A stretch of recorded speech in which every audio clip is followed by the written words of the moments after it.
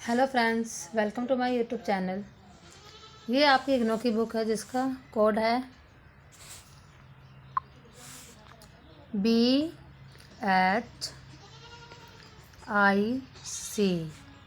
133। ठीक है। चैप्टर है हमारा 6, मुग़ल साम्राज्य अकबर से औरंगज़ेब तक की बात करेंगे हम आज इस चैप्टर के अंदर। इसके अंदर हम बात करेंगे हुमायूं ने मुग़ल साम्राज्य का उद्धार कर उसने सन 1555 में पुनः स्थापित किया। ठीक है। लेकिन अकबर की नीतियों ने ही साम्राज्य को बनाए रखने में महत्वपूर्ण भूमिका निभाई। अकबर के शासनकाल में ही मुग़ल साम्राज्य एक राजनीतिक वास्तविकता बन पाया और उसने भारतीय राजनीतिक में एक महत्वपूर्ण स्थान प्राप्त किया। अकबर के उत्तराधिकारियों ने कुछ परिवर्तनों के साथ उसकी नीतियों को अपनाया। यहाँ ये भी कहा जा सकता है कि उन्होंने अपने समय के राजनीतिक वातावरण के अनुरूप नीतियाँ अपनाई। ये आपको समझ आ गया होगा जो मैंने इतना बताया। ये आपका इंट्रो था। अब हम चैप्टरों की बात कर लेते हैं। इसके अंदर है क्या मेन। ठीक है।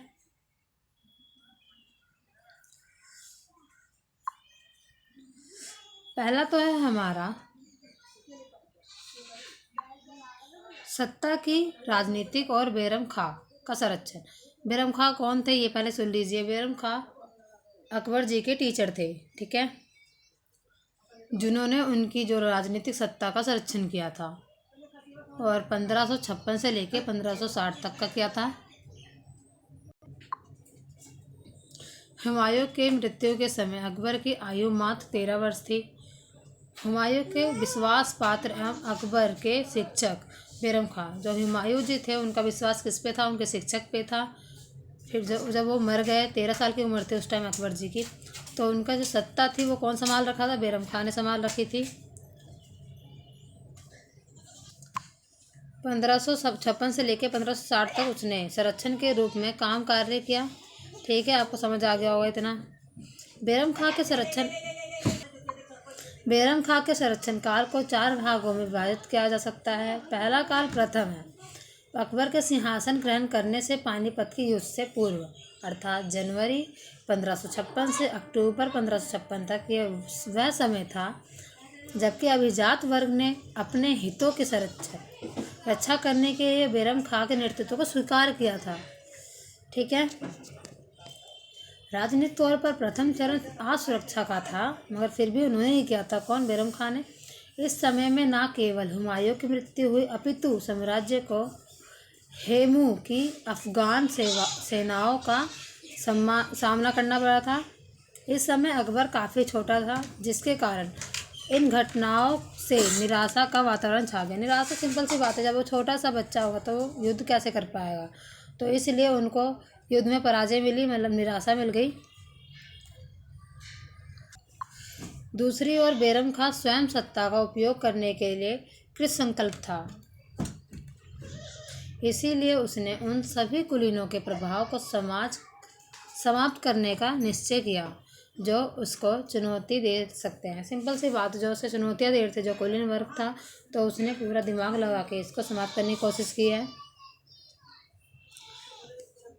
बैरम खां ने अकबर के चतुरता का आंकलन कम करके देखा कि उनमें चतुराई कम है।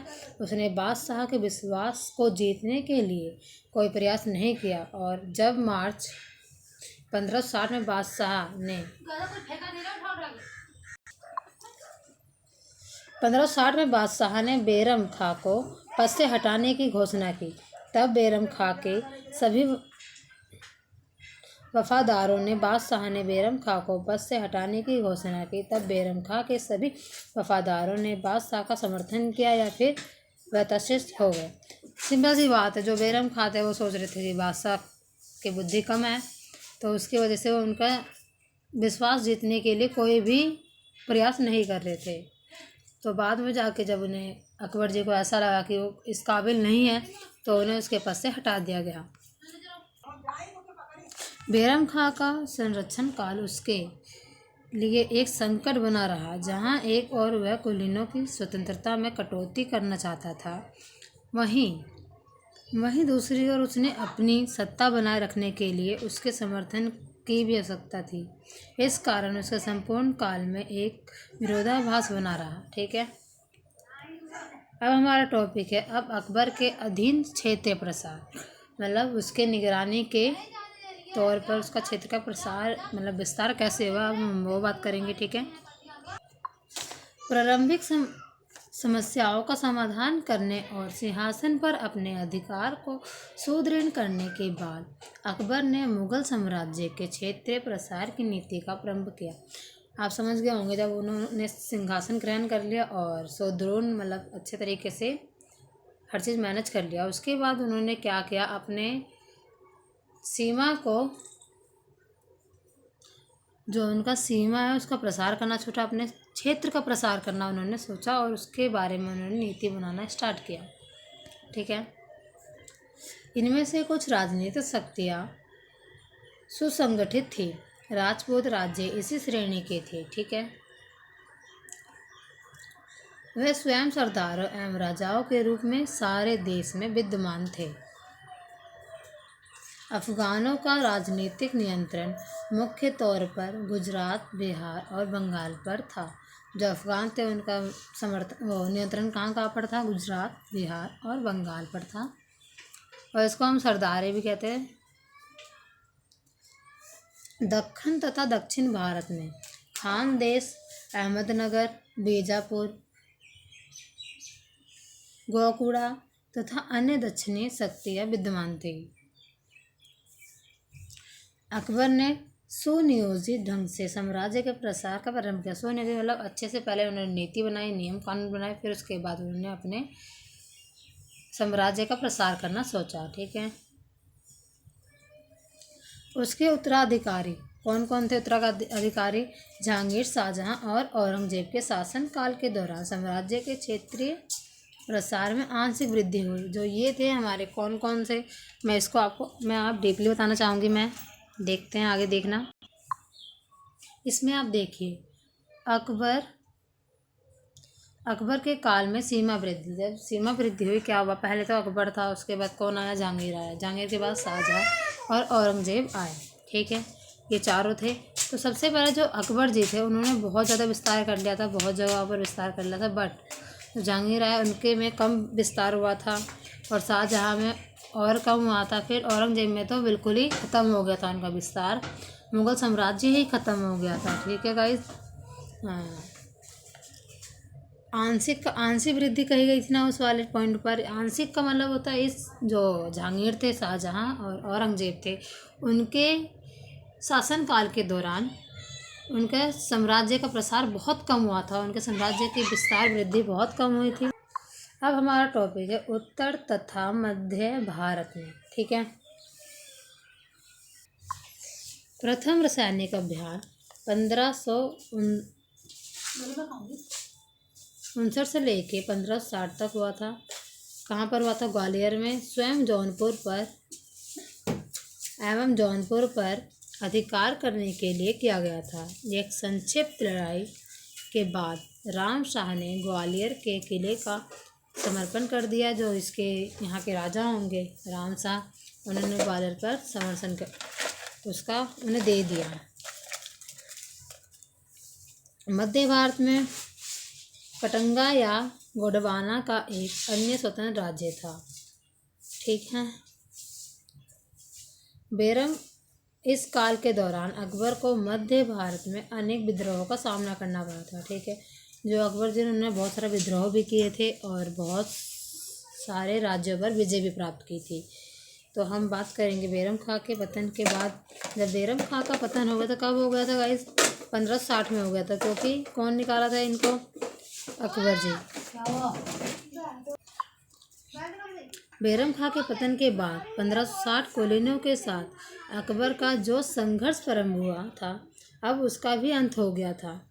सिंपल सी बात है, बचपन से लेकर मतलब 13 साल की उम्र में वो मर गए थे उनके पिताजी हुमायूं। तो अकबर को कौन संभाला? बैरम खां ने संभाला। फिर भी बैरम खां अपने आप को आगे चल रहे थे, तो उसके बाद अकबर ने उनको उनके पद से हटा दिया। 1560 में उनको हटा दिया। फिर अब सिंपल सी बात है, जब शुरू से लेकर बचपन से लेकर उनके 18 वर्ष की आयु तक कौन संभाला था? बैरम खां। फिर उनके जैसे ही पद से हटाने के बाद अकबर जी के ऊपर संघर्ष भी आए, क्योंकि उन्हें खुद ही अपना साम्राज्य संभालना था, तो इस वजह से। अब हमारा टॉपिक है पश्चिम भारत राजपूताना की विजय। ठीक है, इसके अंदर हम बात करेंगे। अकबर का मानना था कि स्थायी साम्राज्य के लिए उसको राजपूताना में विद्यमान राजपूत राज्यों को अपने अधीन करना होगा। अब देखो, अब कि कोई भी लड़ाई कब जीतते हैं हम? जब हमारे पास बहुत मजबूत सेना होती है, तब हम कोई लड़ाई जीतते हैं। तो ये अकबर जी क्या चाहते थे कि राजपूताना को अपने अधीन कर लिया जाए, जिससे वो हर युद्ध जीत सकें। अकबर ने इन राज्यों के प्रति एक सुनिश्चित नीति का निर्धारण किया। उन्होंने एक नीति बनाई, जिसके नीति के वजह से उन्होंने राजपूताना को अपने वश में कर लिया। बहुत से राजपूत शासकों को मुगल कुलीनों में शामिल कर लिया गया था, और इस प्रकार अकबर ने न केवल मुगल साम्राज्य का प्रसार किया, अपितु उसे सुदृढ़ भी किया। ठीक है, सुदृढ़ मतलब होता है बहुत सुंदर बनाया। गुजरात की विजय। सूरत की मजबूत किलेबंदी के कारण कुछ प्रतिरोध का सामना करना पड़ा था, लेकिन उस पर भी अधिकार कर लिया गया। थोड़े ही समय में गुजरात की सभी रियासतों ने अकबर के आधिपत्य को स्वीकार कर लिया। ठीक है, गुजरात में भी किसकी जीत हुई? अकबर जी की हुई। तो ये चैप्टर हमारा आधा ही है, और आधा चैप्टर हमारा नेक्स्ट वीडियो में मिलेगा। अगर आपको हमारी वीडियो अच्छी लगती है तो आप like and subscribe and share कीजिए।